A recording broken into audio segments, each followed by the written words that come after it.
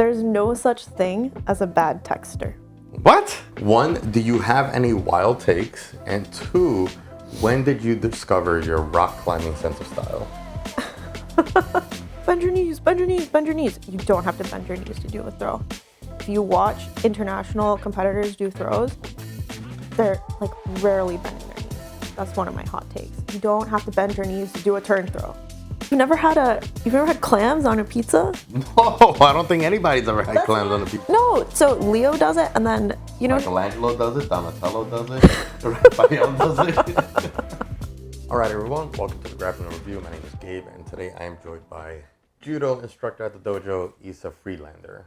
Did I pronounce your last name right, actually? Cool. So, I'm going to get right into it, but before we do, please don't forget to like, rate, share, subscribe. Really appreciate everybody that's been watching so far, and hope you guys continue to enjoy the episodes. So now we can get into it. Friedlander. So I have 2 questions that I kind of want to get started with because I can't think of anything else at the moment. Since you kind of vetoed the question I was originally going to start with. 1, do you have any wild takes? And 2, when did you discover your rock climbing sense of style? Since you kind of dress like your average. Okay, perfect. Not do you want average. me to stand up? You're above average. Yeah, please. Above average Bushwick rock climber. Yes, above average Bushwick rock climber. Please, especially considering how much time I've spent rock climbing. Yeah. And like, I'm not gonna lie, like how well I do, it really surprises me. But hot takes, I do have many hot takes. I told you one of them, and I have a photo of you going like this when I told you my hot take. Really? Yes. Well, I mean, I have notoriously bad memory, so you're gonna have to kind of enlighten me once again. My first hot take, and I'm gonna get a lot of, can I curse? Yeah, you can a lot of shit for this. Yeah, you can say whatever you want. We'll censor it if anything. I think a lot of pizza is overrated. Oh my God. Like, pizza's good. This is supposed to be the last question of the podcast, actually. So one thing, again, if you're new to the episode, to the podcast, new to the episode, we usually end our podcast with the question about pizza. Okay? Oh, but we're going to have to start with this one. Okay. What do you mean a lot of pizza is overrated? I just, like, when I think about what do I want to eat today, if I'm going to go out to eat, treat myself to a nice meal, for me, pizza is, like, almost always at the bottom of the list. That's because you're an athlete. You can't have pizza on the list, period, if you're an athlete. She is a brown belt, by the way, newly minted brown belt. She had an amazing competitive year last year, I think, and a lot of people would think. She is a legitimate athlete, so... I mean, that's definitely part of it. Like, when I think about the trade-off of, like, enjoyment versus calories, pizza's usually not there for me. But I will sit down and eat, like, half a pint of ice cream. Or I will go out and eat, like... Okay, that's not true. I'm lying to myself. Well, you're also, like, a very big sweets person. I'm a very big sweets person, yes. So I love your brother. ice cream. Yes. Like, I think it might be, like, a family thing. Yes, I love my sweets. Okay. But pizza, yeah. Do you want another hot take? This is another one. Well, no, we got to stay on pizza for a moment, Okay. For a moment, because the question that I typically ask is, what is your favorite slice of pizza? Like, where? Like, if there was one place that you can have a slice of pizza right now, if you happen to be craving it, which it sounds like is not often, what would be your spot? Okay, again, I don't like go out and try so many slices of pizza. I just want to know what's your favorite slice of pizza. I really like the Leo, the sourdough pizza at Leo. At Leo? Yeah, you've never tried it? I don't know Leo. So, you know where the original Industry is? Yes. Okay, so if you walk like 3 blocks from the original Industry, there's a spot called Leo, and they do sourdough crust, and they have really good pies. They have a clam pie. They have a clam pie? They have a clam pie. It's good. I don't know if this place qualifies as a pizza spot. If they have a clam pie. I don't know how you could put clam on a pie. And that sounds crazy to me. It's delicious. You've never had clams on a pizza? No, I don't think anybody's ever had clams on a pizza. No, so Leo does it, and then, you know... Michelangelo does it, Donatello does it, Raphael does it. my student, Alex, works at a really well-known pizza spot, and they also have a clam pie. Really? Yes. And it's actually funny because I was telling Alex, because we have so many Alexes in the judo program that we need nicknames for all the Alexes.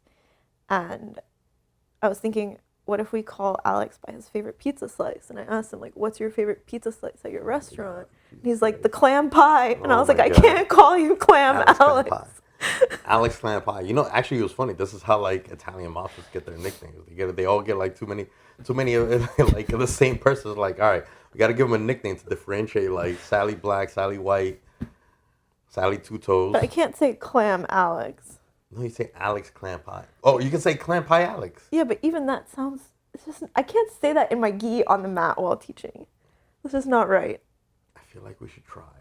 That sounds funny. I'll you can try say once. CP Alex. CP Alex. I'll try once. And then when people wonder, like, what's CP stand for? You got to get to know them first. Exactly. All right. You mentioned that you had another hot take. Yes. I hope they get hotter. This isn't a direct jab, even though it's going to sound like one. Oh, man. There's no such thing as a bad texter. What? There's no such thing as a bad texter. I think... That doesn't make sense. Because I'm a horrible texter. So my personal take is, or maybe this is my take, is like, in this day and age, being a bad texter is not an excuse.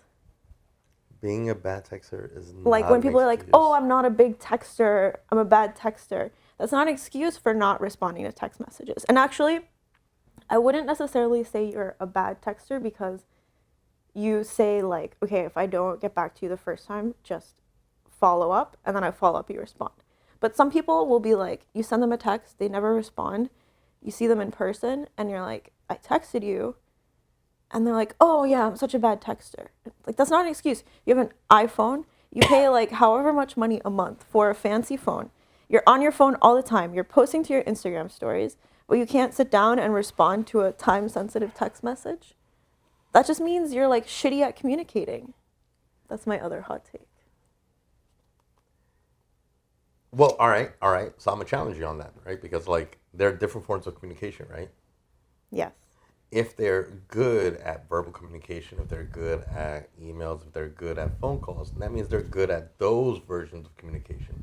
But when it comes to texting, they're not good at that. Wouldn't that then mean that they're bad at communicating via text? No, I think being like bad at communicating via text would be like they're not good at grammar. Like, yeah, or like, you know how some people, their tone over text is really bad? I think tone over text is always bad. Yes. I think this is why emojis exist. Yes. And unfortunately, like I use a lot of emojis usually because I want to make sure that tone is clear. I probably don't use a lot of emojis with you. No, you don't. Yeah. Sometimes you do the smiley face, the like...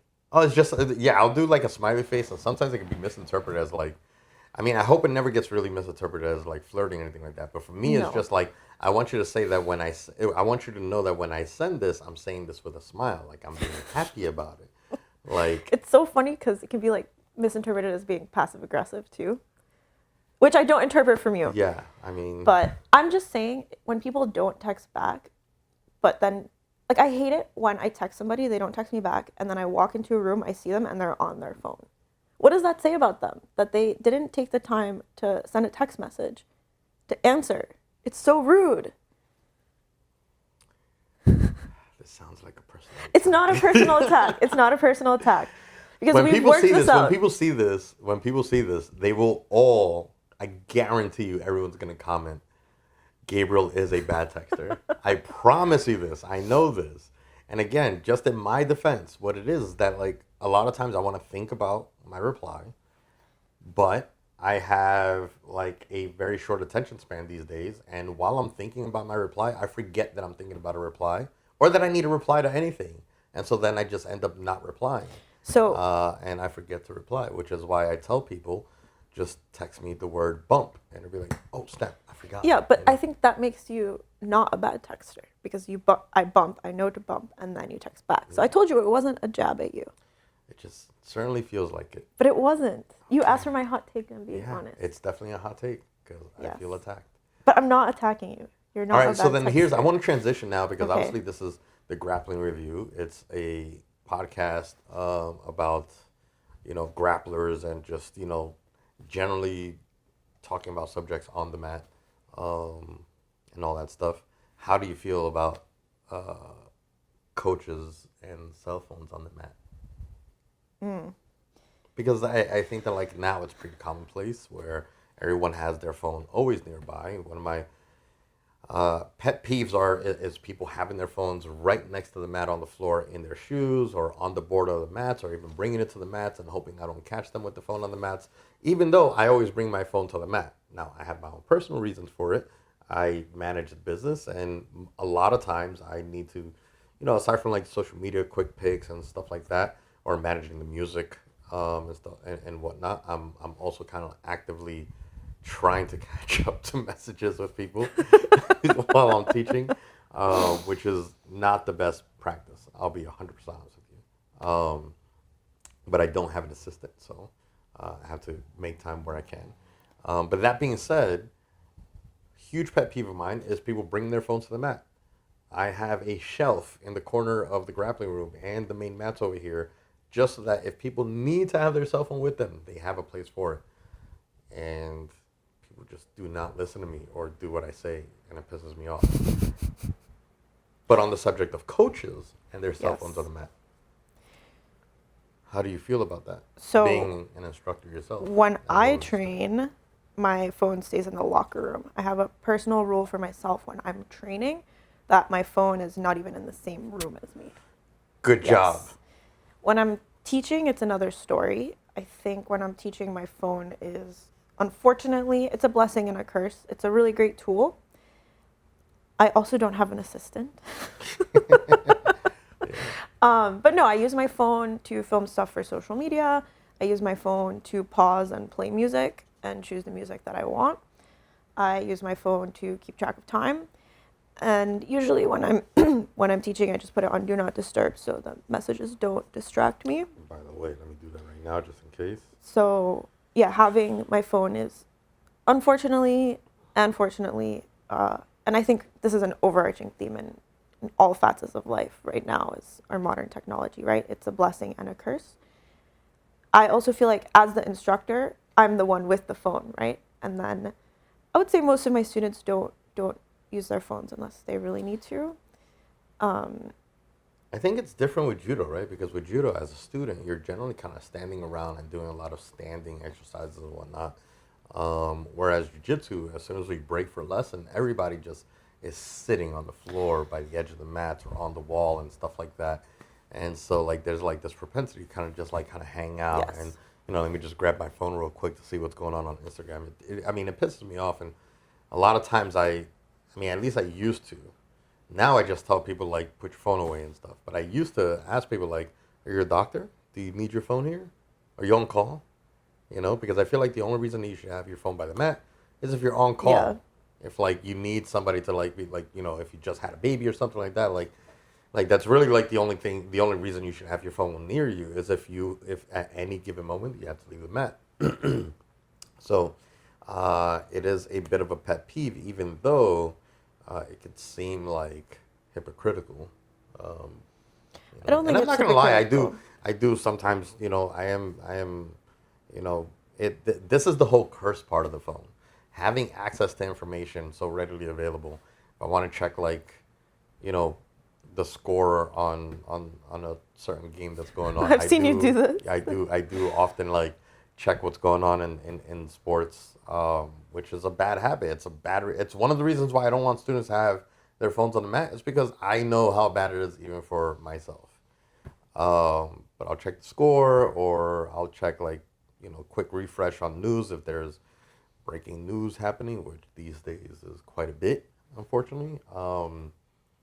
And if I post something on Instagram, how could I not help myself and look at my feed?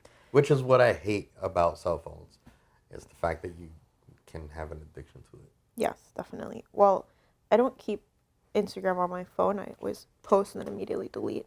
And then I'll look at how the post is doing on my laptop, which helps. but That's another good job. Good thank you. practice. Thank She's, you. she's setting some really good examples. I think we're going to have to start setting some personal rules for myself and Nice. Instagram as well. But it's really hard, and I do think the judo and jiu-jitsu culture is very different, I think. And I heard someone say this a few years ago, and it stuck with me.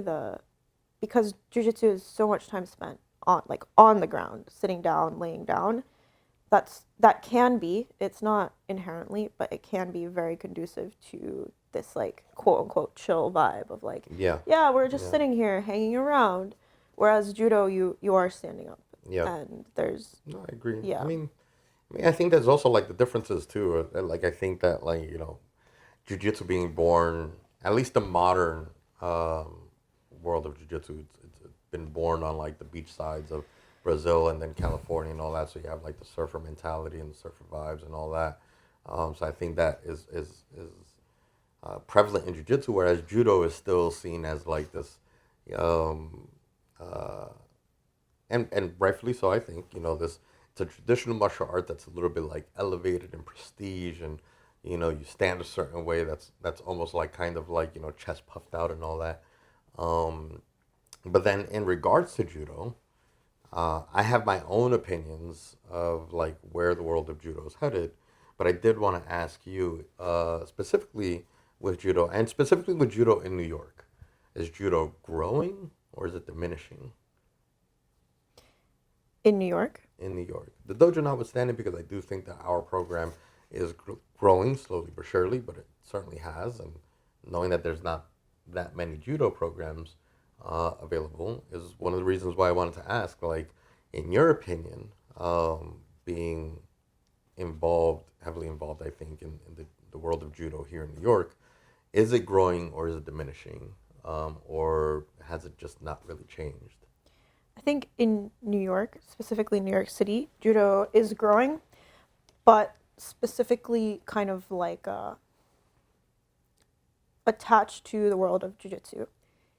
In a lot of other countries, judo is very much its own sport, separate from jiu-jitsu, and it's huge, right? Basically, every other country other than the United States has very strong, robust judo programs, judo culture. In the US, and I think in New York City, right now, judo is mostly under the umbrella of jiu-jitsu. I do think it's growing, but I think most of the interest in judo in the United States and specifically here in the city comes from people's interest in jiu-jitsu, and then judo becomes adjacent to that.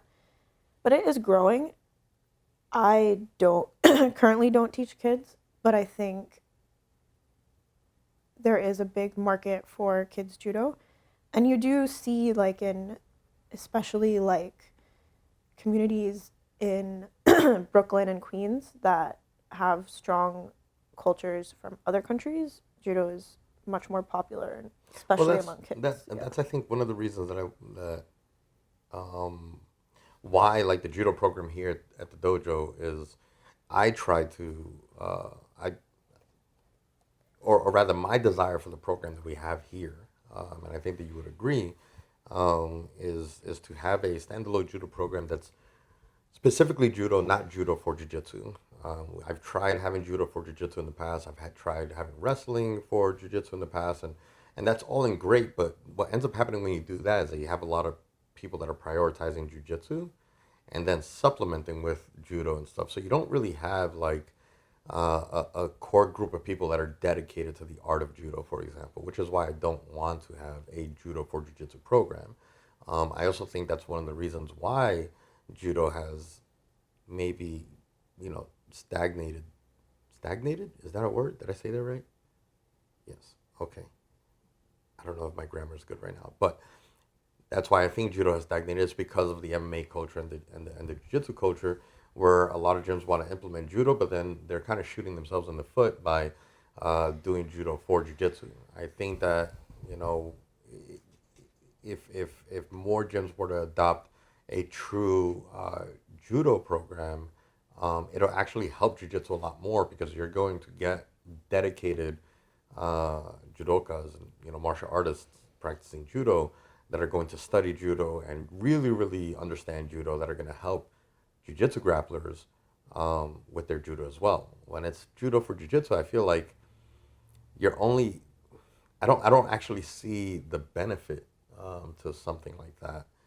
And so I don't see how judo can grow if you continue doing judo for jiu-jitsu. Um, that being said, with wrestling, I also think wrestling is a program that's really relatively new. Like we have a wrestling program here that's standalone. It's within the rules of freestyle and Greco-Roman wrestling and stuff. We have a lot of high school students here. I think we spoke about it on another podcast related regarding the wrestling program. But it's my belief that I think in the next like 3 to 5 years, you're going to be seeing a lot more of these standalone judo programs, standalone wrestling programs, um, because I think more schools are going to realize that a standalone program will help jiu-jitsu more than judo for jiu-jitsu or wrestling for jiu-jitsu, Yes. for example.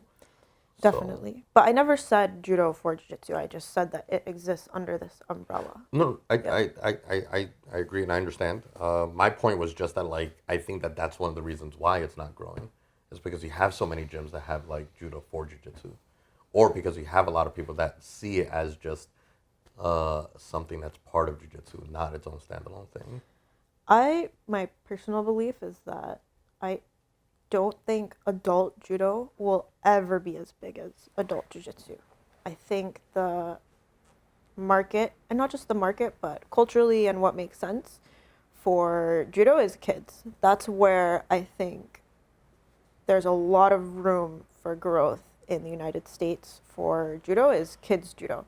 I think adult judo is always going to be a smaller group of people than jiu-jitsu and Muay Thai. I think wrestling is a little bit similar. I see judo and wrestling similar to like gymnastics, where it's mostly a sport that kids start in, and then Interesting, yeah. some adults will do it. But it's a really hard sport. It's hard on the body. It's hard to learn. It's scary. You have to have a certain fundamental level of physical fitness to really do it.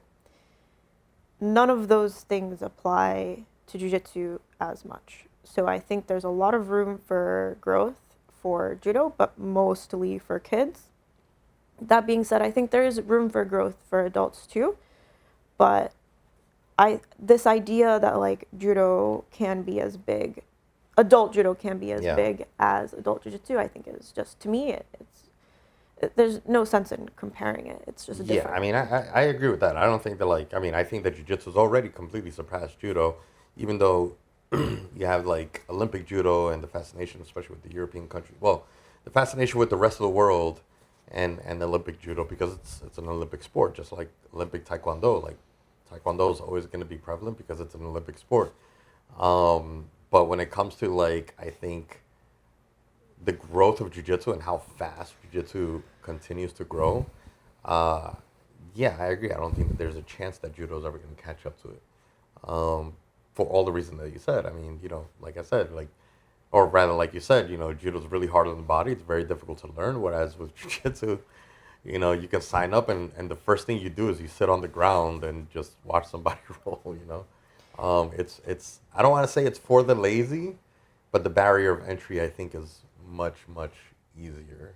I think it's just different.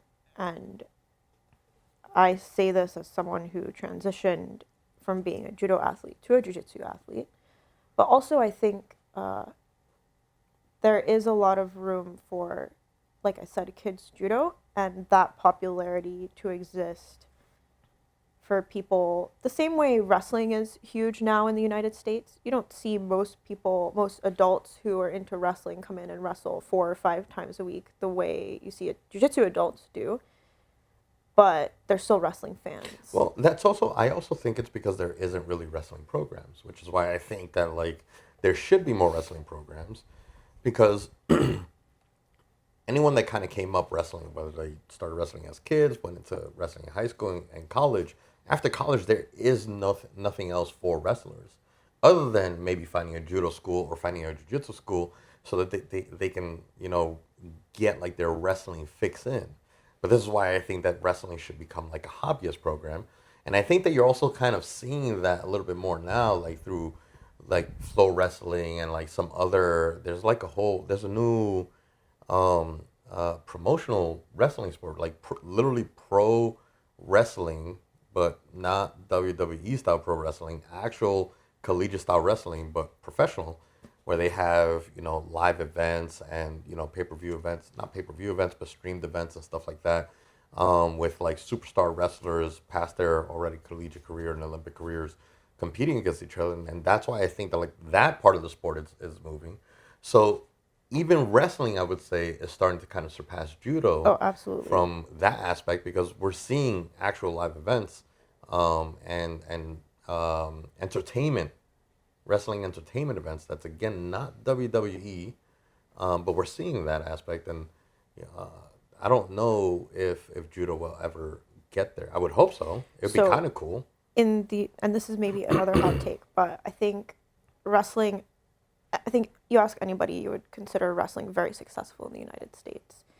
Judo, and I want to emphasize, is extremely popular in almost every other country except for the US. I don't think in the United States judo will ever catch up with wrestling unless we start having a similar model where we have it in middle schools, high schools, and colleges. If you have, and I've seen this anecdotally with quite a few people, a kid will start, they do wrestling and judo, middle school, high school. By the time you start thinking about your future and going to college, if you are given the choice between competing in the NCAA and getting a scholarship and being a wrestler or doing judo and nothing, there's no comparison. So judo in the US is never going to grow, in my opinion, unless we start following the wrestling model, unless it becomes an NCAA sport, unless we put it in high schools and middle schools. If we don't have that, it's just never going to catch up. I guess that's the key, is to make it an NCAA sport. I think judo absolutely needs to become a collegiate sport, and then we need to put it in high schools. Is there any movement around that at all? Like, is there any petitioning for it? That's curious. It's funny that you say that, because I have actually never thought about that, about the fact that it's not an NCAA sport. You have lots of kids who came up as judokas and wrestlers, and then the obvious choice is to become a wrestler in the United States. In other countries, it's not. There, as far as I know, there is no movement. I know of one high school that had probably just one of the best judo programs in the United States, period, in New Jersey. I used to go and train there. They developed a lot of national medalists, international competitors.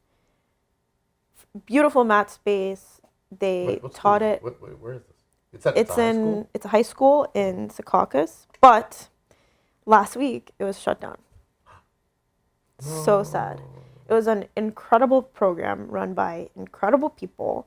They produced several national champions, several international medalists, and also, aside from that, just like really cool people who go on to just be successful in general. The facility that they had for judo was so nice, like one of the best just like grappling facilities you could imagine, period, in this area. And it was shut down last week. That's terrible. It's oh man, really I don't want to end the podcast on such a sad note.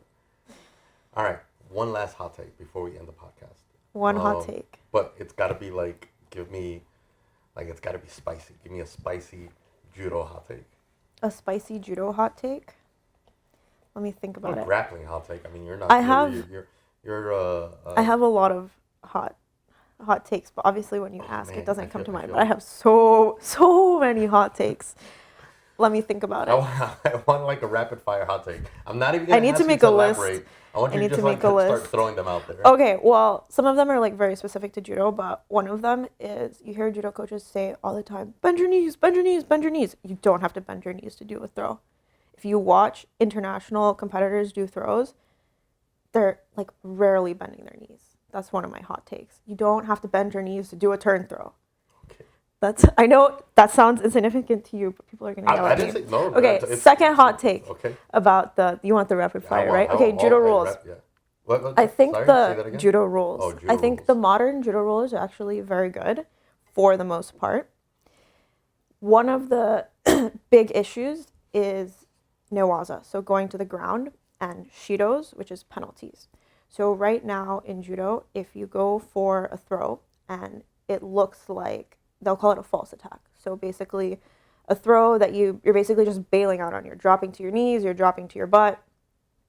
The person defending that throw has a really bad dilemma that I think is a flaw of the rules, where they have to choose to respect the throw and continue to newaza to try to win a newaza on the ground. So let's say the person goes for a really bad tumoinage, a really bad sacrifice throw, or a really bad drop technique where they drop to their knees. They're really just trying to get to the ground. No, they're not trying to get to the ground. Okay. They're trying to attack so that they look like they're attacking. The top person, the person who's getting the attack done on them, they have to make a choice. They have to decide to make the attack look really bad and not go to newaza and be like, hey ref, this was a false attack, give them a shido. Or they have to choose to make it look like they're respecting the technique and continuing to newaza. The better grappling choice overall is obviously to continue to newaza. But you notice the better tactical choice often is to go like this. They're trying to get a penalty.